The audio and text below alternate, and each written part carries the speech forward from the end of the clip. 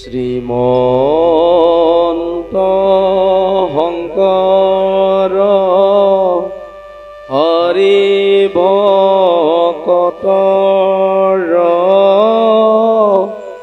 জন যেন কল্প তৰু তাহান্ত বিনয় নাই নাই নাই আমাৰ পৰম গুৰু হে ৰাম আমাৰ পৰম গুৰু। প্ৰণাম প্ৰভুসকল, আজি মোৰ ইউটিউব চেনেললৈ পুনৰবাৰ সকলোকে স্বাগতম জনাইছোঁ আৰু আমি ক'বলৈ আহিছোঁ ভগৱান শ্ৰীকৃষ্ণই কুৰুক্ষেত্ৰৰ ৰণাংগন যুদ্ধৰ শেষত দ্বাৰকালৈ গমন কৰে আৰু দ্বাৰকালৈ গমন কৰোঁতে কি কি ইয়াৰ আধ্যাত্মিক কথা জ্ঞানৰ কথা আছে সকলোৱে এতিয়া আমি পান কৰিম। আগৰবাৰ ভিডিঅ'ত ভগৱান শ্ৰীকৃষ্ণই আমি পাইছিলোঁ যে ৰথত আৰোহণ কৰি ভগৱান শ্ৰীকৃষ্ণই দ্বাৰকালৈ গমন কৰিছে। হে ৰাম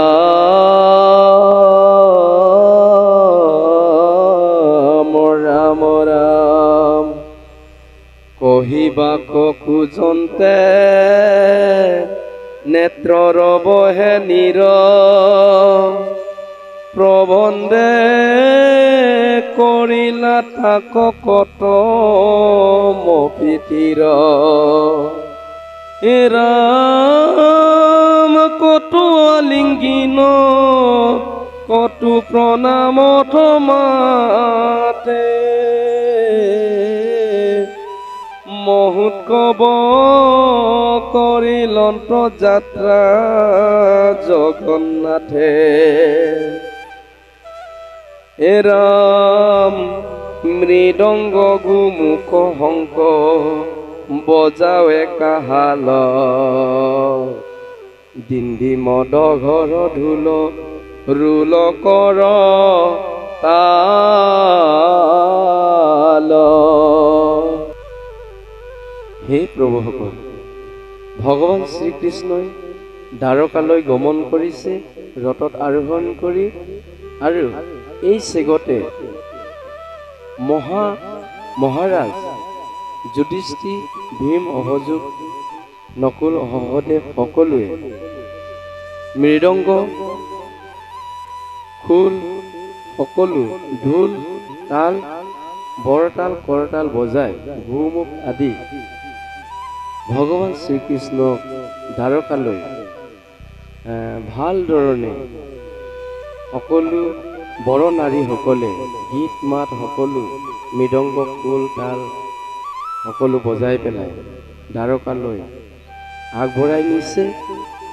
আৰু যোৱাবাৰ ভিডিঅ'ত আমি আলোচনা কৰিছোঁ যে যিহেতু আজি আমাৰ এই আজিৰ সময়ত যুদ্ধ চলি আছে, এই যুদ্ধখনত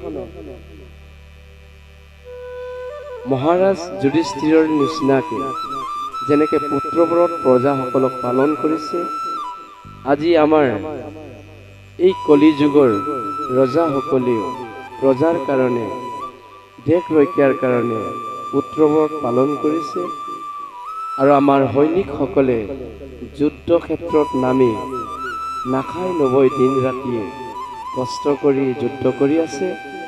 আৰু যি যেনেধৰণে আমাৰ হিন্দু শাস্ত্ৰৰ মতে নামেই শ্ৰেষ্ঠ ধৰ্ম, আৰু এই নামৰ শ্ৰেষ্ঠ ধৰ্মৰ যোগেদি ভগৱান শ্ৰীকৃষ্ণক যেনেকৈ খোল, তাল, নেগেৰা সকলো গোমুখ আদি কৰতাল বজাই ভগৱান শ্ৰীকৃষ্ণক দ্বাৰকালৈ আগবঢ়াই নিছে, আজিৰ যুগতো আমি এই যুদ্ধত সকলোৱে জোৰ দিব লাগিব আৰু সকলোৱে ভগৱানৰ ওচৰত প্ৰাৰ্থনা কৰিব লাগিব।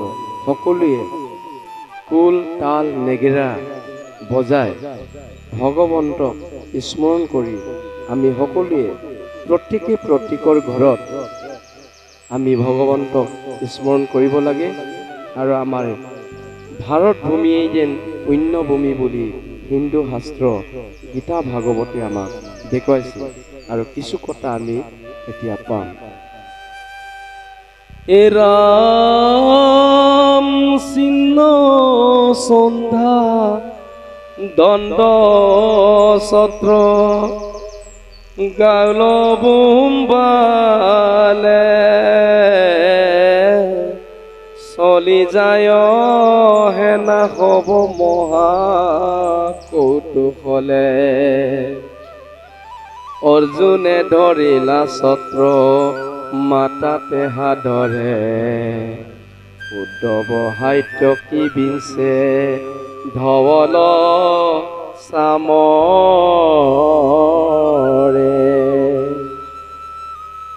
ভগৱান শ্ৰীকৃষ্ণক আগবঢ়াই যাওঁতে সকলো চিন চন্দা দণ্ড ছত্ৰ গাউল বোম্বালে চলি যায় সেনা হবে মহাকৌতুকলে। সেনাসকলে আগত আগে আগে যায় আৰু ছত্ৰ আৰু ভগৱন্তৰ আগে আগে সেনাসকলে যায় আৰু ভগৱন্তক চিন আদি দণ্ড আৰু পতাকা সকলো চিন স্বৰূপে ছত্ৰ তুলি যায় আৰু অৰ্জুনে ছাতি লৈ ভগৱন্তৰ শিৰৰ ওপৰত আৰু উদ্ধৱে বিচনী বিচি যায় বুলি ভগৱান শ্ৰীকৃষ্ণক এনেকে সাদৰেৰে আগবঢ়াই নিয়ে বুলি ভাগৱত শাস্ত্ৰই আমাক কৈ দিছে। এ ৰাম চৰিয়া গৃহত যত নগৰস্থ নাৰী শিৰত বৰিকে পুষ্প হুয়া দুই হাৰি কৃষ্ণৰ চৰণ চিন্তি লুটক নিৰোধী কটু প্ৰেমে কহে কথা হকিক সম্বোধি। আৰু দ্ৰৌপদী আৰু বৰ নাৰীসকলে ভগৱন্তৰ শিৰত ধুনীয়া সুগন্ধি ফুল ছটিয়াই দিয়ে আৰু তেনেকৈ আগবঢ়াই দিয়ে। ঠিক তেনেধৰণে প্ৰভুসকল আজি আমিও ঘৰত আৰতি জ্বলাই সুগন্ধি পুষ্প ধূপ দীপ জ্বলাই ভগৱন্তক স্মৰণ কৰি আৰু সেই আমাৰ ভাৰতবৰ্ষৰ সৈনিকসকলে মৃতকসকলক আজিও আমি সুগন্ধি পুষ্প ধূপে দীপে জ্বলাই তেওঁলোকৰ শিৰত পোৱাকে ভগৱন্তক আমিও প্ৰাৰ্থনা কৰিব লাগে বুলি আমাৰ হিন্দু শাস্ত্ৰৰ গীতা ভাগৱতে আমাক এই জ্ঞান দিছে। এ ৰাম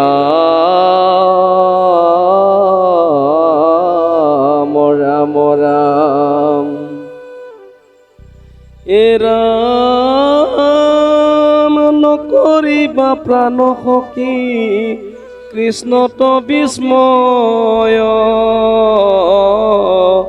হাইকিয়াতে ঈশ্বৰ এন্তে জানিবা নিশ্চয় মহাপ্ৰলয়ত যত জগত সংহৰি কেৱলে থাকন্ত হনা ধন মহা হৰি। ৰজাসকলে কোৱাকৈ কৈছে সিজনে সিজনক সেইজন কৃষ্ণ সাধাৰণ পুৰুষ নহয়, সেইজন কৃষ্ণই সনাতন আৰু সৃষ্টি স্থিতি মহাপ্ৰলয়লৈকে ভগৱান শ্ৰীকৃষ্ণৰ ইচ্ছাতে হয়। সেইকাৰণে সেইজন কৃষ্ণই সনাতন, সেইজন কৃষ্ণ সনাতনে চিৰ চূড়ান্ত সত্য সনাতন আগতো আছিলে আৰু ভৱিষ্যতলৈকে থাকিব। সেইজন সনাতন কৃষ্ণ ভাৰতবৰ্ষ এই ভাৰত ভূমিত জন্ম লৈছে আৰু এই ভাৰত ভূমিত জন্ম লৈ সকলো দুষ্টক দমন শান্তক পালন কৰি যুদ্ধ কৰিও দেখাইছে। সেইকাৰণে যুদ্ধলৈ আমি সকলোৱে ভয় কৰিব নালাগে। আমি দেশ ৰক্ষাৰ কাৰণে সকলোৱে যুদ্ধ কৰিব লাগে। সেইজন মহাপুৰুষ ভগৱান শ্ৰীকৃষ্ণক ৰজাসকলেও ইজনে সিজনক কোৱাকৈ কৈছে যে সেইজন কৃষ্ণই হৈছে সনাতন। এ ৰাম তেহেঁতেকে এন্তে কৃষ্ণ জানিবা নিশ্চয়, জগত কাৰণ হেতু বৈলন্ত উদয়, মায়াৰ হাতত পাছে প্ৰলয়ৰ অন্তে, জগতকে সৃজন্ত এহেন্তে ভগৱন্তে।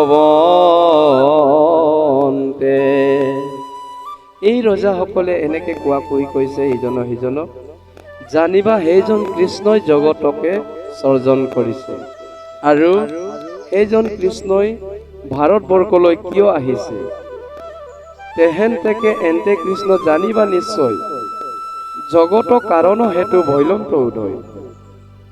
তেওঁ সূৰ্যৰ দৰে উদিত হৈ অহা কাৰণটোৱে হৈছে এই জগতক দুষ্টক দমন শান্তক পালন কৰিবলৈ আহিছে। এই কথাকে জানিবা প্ৰভুসকল, যে ভগৱান শ্ৰীকৃষ্ণই পৃথিৱীলৈ ভাৰতভূমিলৈ অহাৰ কাৰণ কি আছিলে? দুষ্টসকলক দমন কৰিবৰ কাৰণে, কংক চানু আদি অসুৰসকলক নিধন কৰিবলৈ, নিপাত কৰিবৰ কাৰণে, আৰু সন্তসকলক পালন কৰিবৰ কাৰণে ভগৱান শ্ৰীকৃষ্ণই উদিত হৈ আহিছিলে। আৰু সেইজনা কৃষ্ণৰ আদৰ্শ আমি ৰজাসকলেও আজি পালন কৰিছে, আৰু প্ৰজাসকলেও পুত্ৰব্ৰত পালন কৰি আমি সকলোৱে ভয় নকৰাকে আমি ধীৰ স্থিৰ কৰি নিজৰ নিজৰ ঘৰতে বহি ভগৱান শ্ৰীকৃষ্ণক প্ৰাৰ্থনা কৰক। আৰু আমাৰ সৈনিকসকলে মৃতকসকলক তেওঁলোকৰ শিৰত পুষ্পবৃষ্টি হ'ব পৰাকৈ ভগৱান শ্ৰীকৃষ্ণৰ শ্ৰীচৰণত আমি প্ৰাৰ্থনা কৰি আমাৰ নৱজোৱানসকলক, সৈনিকসকলক আমি তেওঁলোকৰ লগতো আমি ঘৰত থাকিলেও তেওঁলোকৰ লগত আছো বুলি আমি সকলোৱে বৰতাল কাঁহ নেগেৰা সকলো উল ঢাল সকলো বজাই আমি প্ৰাৰ্থনা কৰি থাকিব লাগে। আৰু সকলোৱে ভয় নকৰাকে আমি হাত চাপৰি বজাই আমি ভাৰত মাতা কি জয় বুলি আমি জয় জয়কাৰ কৰি থাকিব লাগে, আৰু যুদ্ধলৈ সকলোৱে সাজু হৈ থাকিব লাগে বুলি ভাগৱত শাস্ত্ৰই আমাক দেখুৱাইছে। এ ৰাম মায়াৰ হাতত পাছে প্ৰলয়ৰ অন্তে, জগতকে সৃজন্ত এহেন্তে ভগৱন্তে, বেদক নিৰ্মিলা কৰ্ম কৰাইবাক প্ৰতি, পুৰাণ পুৰুষ এহেন্তেকে লক্ষীপতি। বেলেগ ভগৱান নাই, সেইজন বাসুদেৱ শ্ৰীকৃষ্ণই জগতৰ সৰ্জন পালন পুৰাণ পুৰুষ এহেন্তেকে লক্ষীপতি বুলি ভাগৱত উত্তম ভাগৱত শাস্ত্ৰই আমাক দেখুৱাইছে। এ ৰাম জ্ঞান পথে নপায় আংক মহাযোগী জন, আনে নাম গুণ কৰে শ্ৰৱণ কীৰ্তন, তেবেকে প্ৰেমত ৰূপ দেখন্ত হিয়াত, হুৱে চিত্ত হুতিয়েহি চৰণ সেৱাত, সৃষ্টি স্থিতি লয় এন্তে সাদন্ত আপোনে, জগত পবিত্ৰ কৰে আন নাম গুণে। সেই প্ৰভুসকল, জগতক পবিত্ৰ কৰাৰ বস্তু এটাই উপায় আছে, নাম। আমি আগতে চৰ্চা কৰি আহিছো, ধৰ্মৰ উত্তম নাম, উত্তম ধৰ্মই নাম, আৰু এই নামেহে জগতক পবিত্ৰ কৰে আৰু জগতক তাৰে বুলি কৈছে। নামেহে সংসাৰ তাৰে, নামেহে সংসাৰ গঢ়ে। নাম ললে পাপ হৰে। এই কথা জানি সকলোৱে নাম লওক আৰু এই নামে আমাৰ জগত ৰক্ষা কৰিব আৰু এই নামৰ দ্বাৰা আমাৰ ভাৰতবৰ্ষৰ সৈনিক সেনাসকলক শক্তি প্ৰদান কৰিব। সকলোৱে নিজৰ নিজৰ ঘৰত থাকি পুৱা গধূলি নাম ল'ব আৰু আমাৰ এই ভাৰত ভূমিখন জয় হ'ব। সেইকাৰণে প্ৰভুসকল, আজিৰ ভাগৱত শাস্ত্ৰই আমাক এইখিনি কথাক দেখাইছোঁ। ইমানখিনি বুজাব পৰাৰ পাত্ৰ মই নহয় প্ৰভু, আমি ইমানখিনি বুজাব পৰা পাত্ৰ নহয়। যিমানখিনি আহিছে হৃদয়ত ইমানখিনিয়ে কৈ আছোঁ আৰু এইখিনি কথাক আমাৰ নিচিনা মূৰমুঠি এই অভাগনে ক'ব পৰা নাই। কিন্তু ভাগৱত শাস্ত্ৰই যিখিনি কৈ আছে, শৌনক আদি মুনিসকলৰ লগত সুত মহামানী সুতদেৱে এইখিনি জ্ঞানৰ কথা কৈ আছে। এইখিনিৰ চেগতে এই অভাগনে দুআষাৰমান কথা, আজিৰ যিটো নেকি পৰিস্থিতি চলি আছে, দুআষাৰমান কথা ইয়াতে আমি বৰ্ণন কৰি আছোঁ, কৈ আছোঁ। ইয়াতে অনিচ্ছাকৃত ভুল ভ্ৰান্তি হ'লে সকলোৱে মাফ কৰিব। আমি সকলোৱে ভাৰত মাতাৰ সন্তান, আমি সকলোৱে হিন্দুৰ সন্তান আৰু এই হিন্দু সনাতনৰ সন্তানবিলাকে সকলোৱে শ্ৰেষ্ঠ ধৰ্ম ল'ব লাগে, নাম। শ্ৰেষ্ঠ ধৰ্ম হৈছে নাম।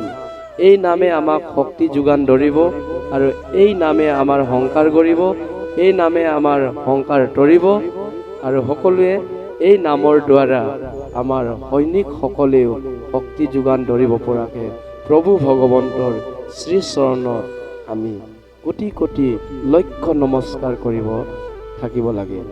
আৰু এইখিনি কথা কৈ আজি আমি আমাৰ ভিডিঅ'টি ইমানতে সমাপ্ত কৰিছোঁ। সকলোৱে সুখত থাকক, শান্তিত থাকক আৰু ভাৰত মাতা জয় হওক।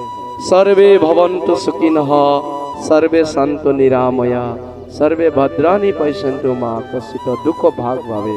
ওম শান্তি শান্তি শান্তি।